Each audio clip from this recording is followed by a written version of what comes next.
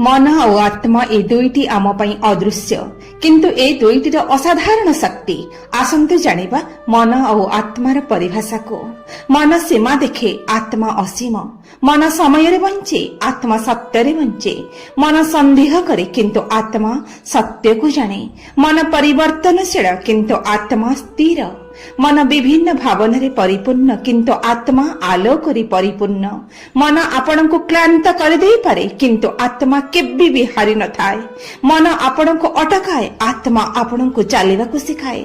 मन आपण को प्रश्न करे, आत्मा आपण को उत्तर दिए। मन हेउछि आकाशर मेघ परी, केबे धड़ा केबे कला, केबे वर्षा नहीं आसे, केबे अंधकार, किंतु आत्मा हेउछि सूर्य। आत्मा हेउछि सेई शक्ति जे भांगिबा आगरु गढ़ी उठे। मन भोग करे सुख दुख, आत्मा साक्षी रहे सुखर आ दुखर। मन जुक्ति करे, संदेह करे, किंतु आत्मा सत्य को अनुभव करे। मन भावनार केंद्र किंतु आत्मा चेतनार केंद्र। मन आत्मार अधीन, आत्मा मनर अधीन नुहे। मन हेउछि आत्मार आलोक रे चालित एक यंत्र।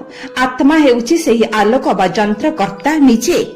गीतारे भगवान कहिछंती, उद्धरेत आत्मान आत्मनम। निज आत्मा को निज को उठाइबा को पड़िबो, जागृत करिबा को पड़िबो। न आत्मना अवसादयेत, आत्मा को अवसादग्रस्त बा दुख देवा उचित नुहे। आत्मा को कष्ट दियंतु नहीं। मन को शांत रखिले आत्मा जागृत हेबो, आत्मा शांति पाइबो। मनर तरंग को छाड़ी आत्मार समुद्र रे प्रवेश करंतु, देखिबे आपणक भितरे असंभव शक्ति, साहस, सफलता, शांति, ऐश्वर्य, धन, संपद, प्रभुत्व सब आसी आपे आपे पहुंचीबो। जय जगन्नाथ।